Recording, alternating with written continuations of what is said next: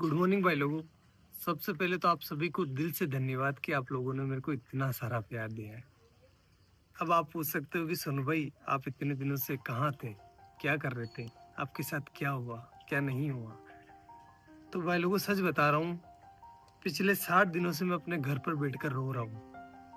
बहुत सारी anxiety feel कर रहा हूँ और बहुत कुछ हो रहा है, मतलब क्योंकि मेरी जिंदगी बर्बाद हो चुकी है। अब मेरे पास कुछ भी नहीं है करने को। क्या हुआ है मेरे साथ, कुछ अलग हुआ है मेरे साथ, जिस वजह से जो भी मैं था ना वो खत्म हो गया है। कैसे हुई है मेरी जिंदगी बर्बाद, ये जानना है आपको अगर, या फिर मेरे को मैं बताऊं कि मेरे को मैं बता सकता हूँ आपको कि मेरी जिंदगी कैसे बर्बाद हुई है, तो उसके लिए मेरी जिंदगी जाननी पड़ेगी कि सोनू ने स्ट्रगल करके क्या अपने जीवन में हासिल किया था और उसके पास अब वो नहीं है। सोनू जिंदा रहने के लिए भी संघर्ष करा है सोनू भाई ने, जिंदा रहने के लिए। तो मैं बताता हूँ आपको कि मेरी जिंदगी कैसी थी, तब आपको भी समझ में आएगा कि मैंने क्या खोया है और मैं ऐसा क्यों सोच रहा हूँ कि मेरी जिंदगी बर्बाद हो गई है। और सबकी शुरुआत होती है मेरे नाना जी के घर से, वहीं से शुरू करते हैं।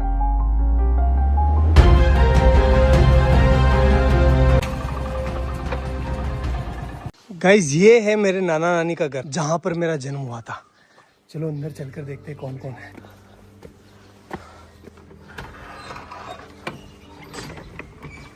गाइस मामी है, मामी से बात करते हैं। दोग जी मामी कैसे हो? बढ़िया, ठीक। क्या कर रहे हो? हाँ तैयार है, सब तैयार है। तो कुछ ऐसा दिखता है नाना नानी का घर। मेरा जन्म हुआ था यहाँ पर। पहले आपको पता है कि ना हॉस्पिटल वगैरह नहीं जाते थे, मतलब बच्चे जो है वो घर पर ही हो जाते थे। तो मेरा भी जन्म ऐसे ही हुआ है। मम्मी हम यहाँ कौन से कमरे में रहते थे पहले, जब मैं छोटा था ना, बच्चा था तब? इस वाले में। ये है वो रूम जहां पर हम बचपन में रहा करते थे, ये वाला। देखो आप, ये देखो इधर इधर इधर इधर। इस वाले रूम में जो है भेड़ और बकरियों के बच्चे रहा करते थे, क्योंकि बाहर कुत्ते मार देते थे ना, इसलिए।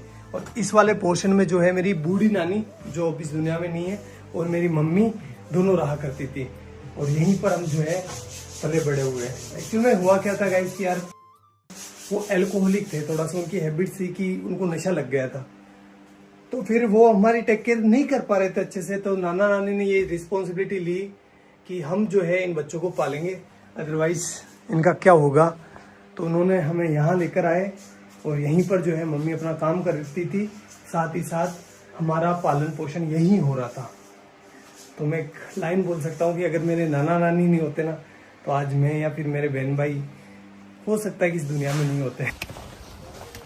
गाइस देखो नाना जी का गांव कितना प्यारा है। खैर फिर वो टाइम आया जब हमें ये घर छोड़ना पड़ा, क्योंकि यार गाइस देखो नाना नानी कब तक पालेंगे, उनकी खुद की भी कोई जिम्मेदारी है, इसलिए फिर हमें यहाँ से जाना पड़ा। चलो अपन भी चलते हैं, लेकिन उससे आशीर्वाद ले लेते हैं। चलो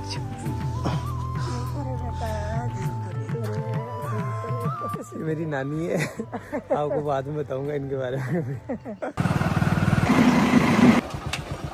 और अपने गांव आते ही हमें घरेलू परिस्थितियों के कारण अपने घर नहीं घुसने दिया गया, इसलिए हमने बड़े पापा की कोठी का चुनाव किया। म्याऊ म्याऊ।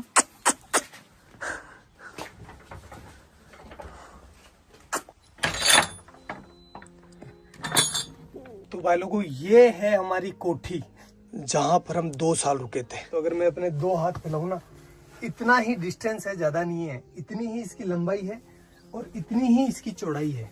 ये देखो, और हाइट आप देख सकते हो, बस इतना ही है। मेरी हाइट थोड़ी कम है, इस वजह से यहाँ पर जगह भी कम रह गई थी। केवल यहाँ पर एक छोटा सा मचान बिछाने के लिए जगह थी। और ऊपर से जो है बरसात का पानी टिपकता नहीं था, बरसात का पानी गिरता था, क्योंकि ये छत है ना थोड़ी नीचे है। और यहाँ पर आप देख सकते हो नीचे जो इसका फर्श है ना, फर्श वो बना हुआ था गोबर और मिट्टी का। इस वजह से यहाँ पर कभी कभी सांप आ जाया करते थे, अपने घर बना लिया करते थे। और भाई लोगों इस घर में हमें जिंदा रखने की जिम्मेदारी आ गई हमारे मम्मी के कंधों पर। और इस वजह से पहले भी काम किया उन्होंने, लेकिन उन्होंने 10 रुपए मजदूरी में काम चालू कर दिया। 10 रुपए में से 5 रुपए के वो हमारे लिए चावल लेकर आती थी। मैं लेकर आया हूँ आपको बताने के लिए कि उस टाइम कितने चावल आते थे। इतने चावल आते थे 5 रुपए के। तो इन चावलों से वो हमारा पेट भरती थी, तीनों बहन भाइयों का सॉरी, और खुद भूखी सो जाती थी कि मेरे बच्चों का पेट भर जाए, बस बहुत है, मैं तो निकाल लूंगी रात।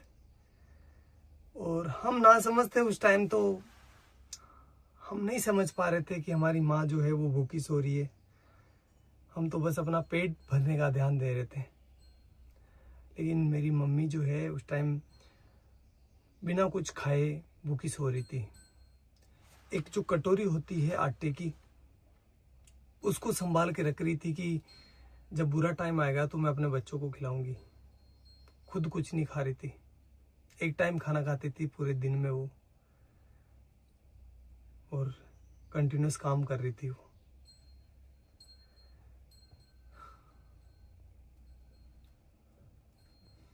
और ये सारी चीजें हम बच्चे नहीं समझ पा रहे थे, हमारा माइंड उतना डेवलप नहीं था कि हम ये इतनी भारी चीजें समझ पाए। हम तो अपना पेट भरते, खेलते और अच्छे थे। मम्मी को ही पता है कि वो हमें कैसे जिंदा रख रही है। मदर इंडिया, यही तो मदर इंडिया है। सारे दुख खुद रख लेती है और अपने बच्चों तक किसी भी प्रकार की प्रॉब्लम्स नहीं पहुंचने देती है। बापड़ी कोई का लोन भी मांग बनेगी दान की जाती कड़ू कई माती गणा दौरा तेरा पड़िया। हाँ तेन गणा दौरा पड़िया रे भाई थारी मात तो सब्जी बेचती, लेडीज राती, भाई दौड़ाती, तेन खुआती, बा भूखी रहती, भाई मार ससुरी भूखा। तना दूध पाइयो, तेन रोटी खुआई, गनी दोरी कमा कमारा, तो मात का दान की जाती। हाँ ते भरा का केवन के ते बली दूध ने भरे क्यों, मैं ते दी किस कोई केव गणा दौरा पहले तो बा। और भाई लोगों, इस वाली छत की ना एक स्पेशल कहानी है, बताता हूँ मैं आपको। पर मैं, मेरा भाई और मेरी बहन बैठे थे शाम को, और हम राह देख रहे थे कि हमारे लिए कोई खाना लेकर आएगा, क्योंकि हमारी मम्मी जो थी वो गांव चली गई थी किसी कारणवश, तो हमारे लिए खाना नहीं बना था उस टाइम। कोई भी खाना लेकर नहीं आया और हम तीनों बहन भाई भूखे ही सोए। यही जगह थी वो, सेम टू सेम। एक बात बताऊँ आपको, जब आप भूखे होते हैं ना तो आपको अच्छे से नींद नहीं आती। रेख कर देख लेना एक बार। चलो मैं आपको अपनी बहन से मिलवाता हूँ। अगर भाई नहीं होता अपना तो अपन आज क्या होते हैं, कहाँ पर होते हैं? कुछ भी नहीं होते हैं, कुछ भी वजूद नहीं होता हमारा। जिंदा होते? नहीं है? नहीं। भाई ने क्या किया अपने लिए? बहुत मेहनत की, बहुत हमें शिक्षित किया। बड़े भाई ने हमें सब कुछ सिखाया, सब कुछ दिया। गाइस बात है 2008 की, जब मेरा बड़ा वाला भाई इस पीछे वाले स्कूल में पढ़ाई करता था। उस टाइम हुआ क्या था, कुछ शरारती बच्चों ने स्कूल की घंटी जो बेल होती है उसको छुपा लिया था, और उसका सारा इल्जाम मेरे भाई पर लग गया। भाई को स्कूल से सस्पेंड कर दिया गया। देन हमने जैसे तैसे कर करा के भाई का एडमिशन जो है वो बाहर की स्कूल में करवा दिया, जहाँ पर वो कुछ किराया देकर स्कूल चला जाता था। 2 रुपये लगते थे शायद उस टाइम किराए के, या 1 रुपया लगता था, आई डोंट नो फुली। फिर कुछ समय बीता, उसके बाद मैंने और मेरी बहन ने 5वीं क्लास पास कर ली, और हम जब 6ठी क्लास में यहाँ पर एडमिशन लेने आए तो हमें बोला गया कि आपके भाई ने जो घंटी छुपाई थी उसको जो है आपको भरना पड़ेगा, अदरवाइज़ आपका एडमिशन नहीं होगा। तो उस टाइम 350 रुपये, 360 रुपये जो है उस घंटी के देने थे। 1 महीने से ज़्यादा टाइम लग गया 360 रुपये का जुगाड़ करते करते, इसलिए उस साल हमारा एडमिशन नहीं हो पाया और यहाँ पर जो है एडमिशन बंद हो गए। अब घर वाले हमें किराया देकर किसी दूसरी स्कूल नहीं भेज सकते थे, क्योंकि वो अफोर्ड नहीं कर पाते उस टाइम, और हम छोटे बच्चे थे तो किसी दूसरे गांव भी स्कूल नहीं जा पाते, क्योंकि दूर था ना। हमारा गांव काफ़ी बड़ा है, तो हम दूसरी जगह अगर जाएंगे ना तो हमें कम से कम 3-4 किलोमीटर जो है पैदल चलना पड़ेगा। तो छोटे बच्चे थे तो नहीं हो पाया वो सारी चीज़, और हमारा 1 साल पूरा बर्बाद हो गया। फिर मेरे बड़े वाले भाई ने एक भारी डिसीजन ले लिया, और उसने अपनी सारी पढ़ाई छोड़कर, अपनी सारी ज़िंदगी दांव पर लगाकर मेरी और मेरे बहन के लिए काम चालू कर दिया। उसने फर्स्ट काम चालू करा मंडी में, जो सब्जी मंडी होती है ना वहाँ पर। गाइस मैं हूँ अभी उस सब्जी मंडी के अंदर जहाँ से मेरा भाई सब्जी खरीदता था। 15-20 किलो वजन को अपने सर पर रखकर मेरा गांव जो कि यहाँ से 20-25 किलोमीटर दूर है वहाँ पर लेकर जाता था। वो सब्जी वो फल फ्रूट बेचता था जिससे कि कुछ पैसा आए और वो अपने बहन भाइयों का पेट भर सके, अपनी माँ के सर पर जो बच्चों का पालने का भार था उसको कम कर सके। और ये वो काम कर रहा था जब उसकी उम्र है ना 16 साल थी। वो बाल श्रम कर रहा था। क्यों? क्योंकि अपने बहन भाइयों को जिंदा रख सके और उनको अच्छी एजुकेशन दे सके। घर में कई सामान नहीं रहा तो दोनों मन भाई सब्जी ले जाता, मैं दोनों जेर बेच जाता। ये वो चौराहा है जहाँ पर मेरा भाई सब्जी लेकर उतरता था और उसे एक एक घर बेचने जाता था। चलो मैं आपको दिखाता हूँ कि वो इतना सारा वजन लेकर कितना पैदल चलता था।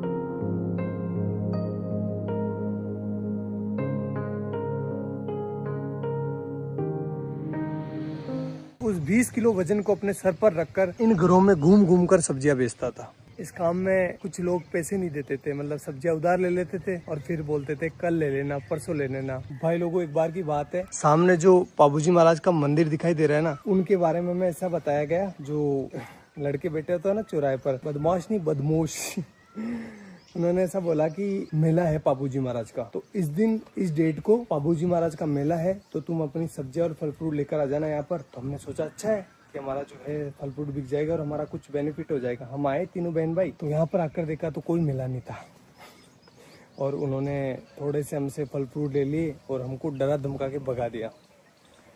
तो एट द एंड धंधा जो है वो इतना अच्छा चल नहीं रहा था, इसलिए उस काम को भी हमें छोड़ना पड़ा। हमें नहीं, मतलब भाई को छोड़ना पड़ा।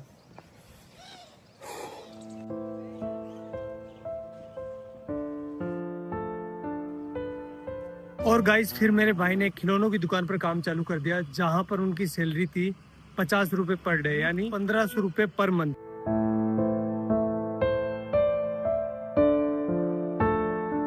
एक महीने बाद जब भाई की सैलरी आई तो उसने लगभग आधा भाग यानी 700 रुपए के आसपास मेरे और मेरी बहन के लिए बुक्स लेने में खर्च कर दिया, जबकि खुद काम पर फटे हुए कपड़े पहनकर जा रहा था। वो चाहता तो अपने लिए कपड़े ले सकता था ना, लेकिन नहीं लिए उसने। लेकिन हम खुश थे। क्यों खुश थे? क्योंकि पहली बार रजिस्टर आया था, पहली बार हेल्प बुक आई थी। अब हमारे भी अच्छे दोस्त बनेंगे। यार बुक्स अच्छी आती है तो दोस्त आते ही है ना, भाई तेरी हेल्प बुक दे दे, तो हमारा कॉन्फिडेंस है ना सीधा आसमान चला गया।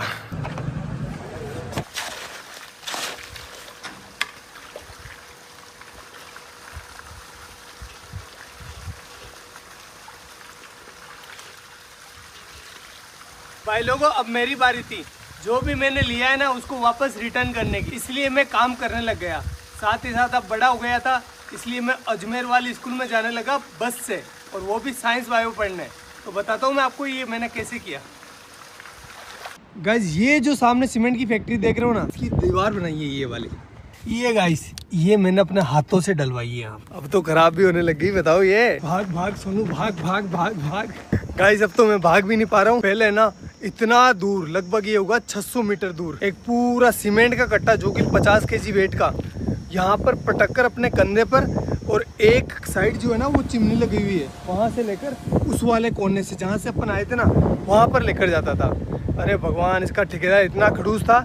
जब मैं बोलता था ना, मैं छोटा था तो दर्द तो होता है यार, 50 किलो का कट्टा लेकर जाता था तो पेन हो रहा था मेरे को। तो मैंने बोला सर कि मेरे से ना ये लेकर नहीं जा पा रहा हूँ मैं इसको। तो बोला कि काम पर क्यों आया है, पैसे किस बात के मिलेंगे, ऐसे बोलते थे। करना पड़ता था भाई। तो ये वाला काम तो मेरे को ज़िंदगी भर याद रहेगा, क्योंकि वो सीमेंट के कट्टों ने मेरी रीढ़ की हड्डी में प्रॉब्लम कर दी। गाइज ये जो आप बिल्डिंग देख रहे हो ना, ये हमने बनाई है एक मजदूर के तौर पर। और गाइज ये वाली जो टंकी आपको दिखाई दे रही है, ये बनवाई है।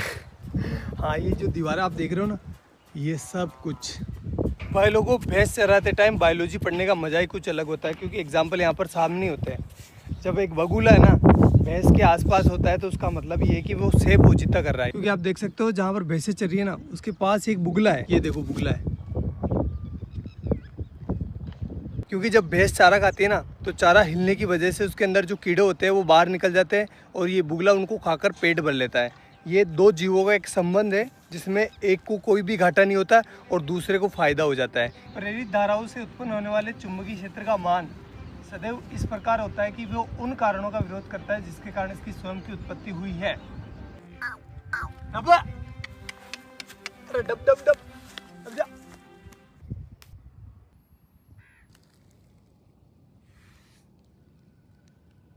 अब भाई लोगों अब रिजल्ट का टाइम, लेकिन वो मैं यहाँ नहीं बताऊंगा, मैं बताऊंगा उस वाले पहाड़ के ऊपर। तो चलो चलते हैं। अरे काटे है तो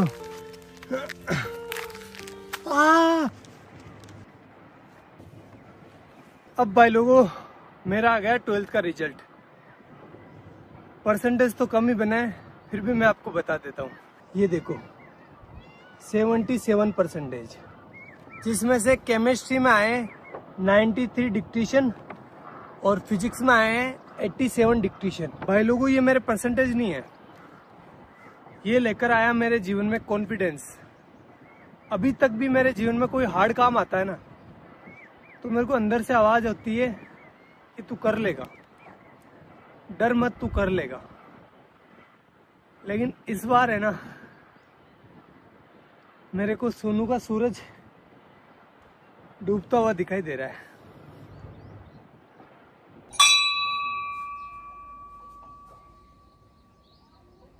भाई लोगों अब मैं टीचर बन चुका था, चलो क्लास लेकर आते हैं। हाइजेनबर्ग का अनसर्टेनिटी प्रिंसिपल, जिसके बारे में अपन बात करने वाले हैं। ठीक है, चलो बताओ कहाँ पर जाकर मिलेगा। कि जब एक मार्कर मेरे हाथ से निकला ना, तो ऑटोमेटिकली आपकी नजर जो है मार्कर के ऊपर होती हुई आपको पता चल गया कि मार्कर कहाँ जा रहा है। इसकी पोजीशन पहले ये कहाँ पर है वो पता है, और इसकी स्पीड पता है, और ये किस डायरेक्शन में जा रहा है पता है। तो अपन इसका पाथ डिसाइड कर सकते हैं। एक इलेक्ट्रॉन को ये वरदान दिया है, भगवान ने ऐसा हाथ रखा, जा बेटा जा, इस दुनिया में जा, और तेरी है ना कोई इंसान एक टाइम पर ना तो तेरी पोजीशन मतलब दोनों का एक साथ पता नहीं कर सकता। फिर ऐसे करते करते मैं टीचर बन गया, और मेरे पास बहुत काम था। 3-4 कोचिंग ऑफलाइन जाता था, 1-2 ऑनलाइन थी, मतलब मस्त। और जो भी चीज़ें मैंने अपने परिवार के लिए सोची थी, भाई के लिए, मम्मी के लिए, वो मैं कर रहा था अच्छे से, कोई दिक्कत नहीं थी। उसी टाइम मेरे पास आया भैया का कॉल सीधा टीम से भैया का कॉल। इतना खुश हो गया था मैं यार, भैया का, इतने बड़े आदमी का कॉल डायरेक्ट आया था मेरे पास। तो फिर भैया का कॉल आया और भैया ने बोला मेरे को, सोनू यार हमारे यहाँ पर है ना एक साइंस की लड़के की डिमांड है, तो तू आ सकता है क्या। मैंने बोला ठीक है भैया, मैं कर लूँगा, कोई दिक्कत नहीं है। तो फिर मैंने वहाँ पर मतलब ऑफिस में पार्ट टाइम जॉब चालू कर दिया। 2-3 घंटे के लिए जाता था, केमिस्ट्री से रिलेटेड और फिजिक्स से रिलेटेड, मतलब ऑल ओवर साइंस का काम मैं संभालने लगा। और ऐसे करते करते करते करते 2 महीने निकले। 2 महीने के बाद भैया ने आगे से बोला मेरे को कि सोनू तो ऐसा कर, फुल डे ज्वाइन कर ले, सारा दिन काम कर, और पॉसिबल है तो कर ले। घर वालों से बात करी, घर वालों ने, मेरे बड़े वाले भाई से मैंने पूछा, तो उसने कहा कि यार देख तू ज्वाइन कर ले, कोई दिक्कत नहीं, अपने ही गाँव के तो कोई प्रॉब्लम नहीं होगी। मैंने कहा ठीक है कर लेता हूँ, इसमें क्या दिक्कत है, आपने बोल दिया तो वो सब आपसे आगे क्या है, कोई नहीं, कुछ नहीं है। ऐसा करके मैंने टीम को ज्वाइन कर लिया, और फिर मेरा अच्छा शानदार टाइम आया। मैं बहुत अच्छा काम कर रहा था सभी चीज़ों में, मतलब पहले मैं साइंस से जुड़ा था, लेकिन अब मैं जो है ना वीडियो का एडिशन हो गया, और भी बहुत सारी चीज़ें हो गई। कैमरा के पीछे बहुत सारी चीज़ें चलती है ना, मतलब पत्थर उठाना खड्डे खोदना, सारे काम जो भी हो सकता है सब कुछ कर रहा था। Everything I can do, I do that. Best चल रहा था, कोई प्रॉब्लम नहीं थी, अच्छी चीज़ें हो रही थी, शानदार, हर एक चीज़ में शानदार एफर्ट लगा रहा था। जो मतलब एक वीडियो आपको लगता है कि बहुत ईजी होता है, लेकिन ईजी नहीं होता, बहुत हार्ड काम है एक वीडियो को बनाना। जैसे एग्जांपल के तौर पर मैं बोलूँ तो जो बनाना है ना, बनाना से पोटेशियम निकाला था, आपको याद होगा, वो 20-23 मिनट की वीडियो थी, अच्छी भी चली थी वो वीडियो। उस वीडियो को मैं संभाल रहा था पीछे, उसका सारा केमिस्ट्री मैं संभाल रहा था। उस वीडियो को गाइस शूट करते करते 2 से 3 महीने निकल गए, इतना एफर्ट लगाया इस पर, और वीडियो चली भी सही, आपका प्यार भी दिखा उसमें। तो ये तो एक एग्जांपल है, बाकी बहुत सारे काम किए, जैसे डायमंड वाला, और भी बहुत सारे साइंस के सारे प्रोजेक्ट थे ना, वो मैं हैंडल करता था बिहाइंड द कैमरा, और चीज़ें अच्छी चल रही थी, मतलब कोई दिक्कत नहीं था, सब कुछ शानदार था। मैं सारे कंपनी के रूल एंड रेगुलेशंस फॉलो कर रहा था, मेरी अटेंडेंस की भी कमी नहीं थी, हर एक चीज़ बेस्ट थी। और मैं भैया की इतनी रेस्पेक्ट करता हूँ, आज भी करता हूँ, कि भैया के सामने कभी ऐसा टाइम था मैं चेयर पर नहीं बैठता था। मतलब मुझे लगता था कि नहीं, मेरी औकात नहीं इनके बराबर बैठने की। और आज तक मैं उनसे हैंडशेक नहीं करता। जब भी वो कुछ अच्छी चीज़ करते ना तो वो हैंडशेक करते थे। मैंने मतलब मेरा ऐसा था कि नहीं यार, भैया से हैंडशेक कैसे कर सकते हैं अपन। मैं उनके पैर छूता था, इतनी इस लेवल पर रेस्पेक्ट कर रहा था मैं। सब कुछ चीज़ें शानदार चल रही थी, कोई भी प्रॉब्लम नहीं थी किसी भी प्रकार से। अभी 2-3 महीने पहले ही मेरे साथ कुछ ऐसा हुआ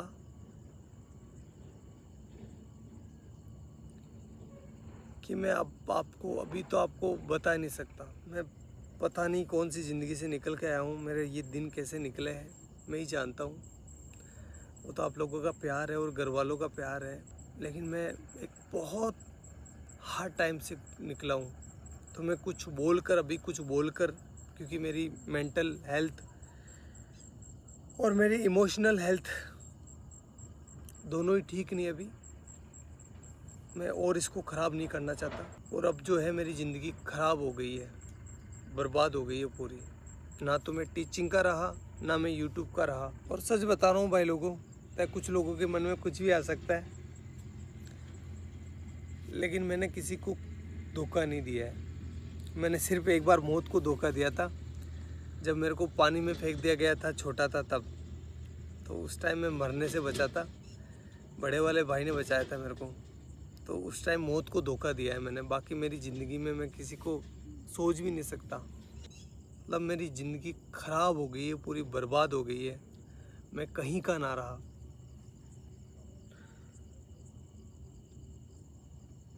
लेकिन घर वालों को वो चीज़ें नहीं दिखा सकता मैं। वो मेरी वजह से परेशान हो रहे थे, और आगे से मैं रहूँगा भी नहीं। ना तो आपके सामने रहूँगा, ना घर वालों के सामने रहूँगा। और साल भर तक मैं ट्राई करूँगा, अगर मेरे से ये हो जाता तो ठीक, अदरवाइज़ मैं जो है वापस अपने एजुकेशन फील्ड में चला जाऊँगा। और साथ ही जो है अपनी एजुकेशन को भी सुधारूँगा। और साथ ही ये करके देखना पड़ेगा, सिचुएशन ऐसी हो गई है कि मेरे को करना पड़ेगा, क्योंकि मैं क्या करूँगा अब। और आगे आने वाले टाइम में बताऊँगा मैं आपको कि मेरे साथ क्या हुआ है, लेकिन अभी मेरे को माफ़ करना, मैं नहीं बता सकता। मैं वापस वो डार्क टाइम नहीं देखना चाहता। आगे जाकर बताऊँगा, मैं पक्का बताऊँगा, लेकिन अभी नहीं। हाथ जोड़कर रिक्वेस्ट है।